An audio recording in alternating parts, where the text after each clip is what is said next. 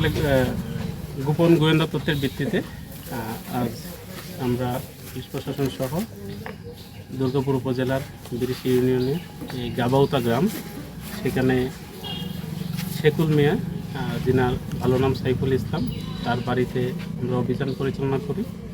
আমাদের কাছে তথ্য ছিল যে সে ভারত থেকে অবৈধ প্রক্রিয়ায় বিভিন্ন ধরনের কসমেটিক আইটেম মজুতজাত করে এবং মজুদের পরবর্তীতে সেগুলো বিক্রি করে। পুরো প্রক্রিয়াটা অবৈধ হয়। আমরা তার বাসায় অভিযান পরিচালনা করি এবং তার বাসায় তার পরিবারে যে অন্যান্য সদস্যরা ছিল, তার স্ত্রী ছিলেন, তার সন্তান, তার শ্বশুর শাশুড়ি এবং মামাতো ভাইরা ছিলেন, তাদের সকলের উপস্থিতিতে তার ঘর হতে আমরা পন্স স্যান্ডেল পাউডার আনুমানিক 3000 পিস, ফিয়ামা যে জেল বারটা আছে সেটা 1150 পিসের মতো, head and shoulder shampoo 1138 piece এবং ডাব সাবান প্রায় 3300 পিস, ইয়ামা অয়েল 108 প্যাকেট এবং হারমোনি সাবান 3600 পিস জব্দ করি, যার আনুমানিক মূল্য প্রায় 5 লক্ষ টাকা।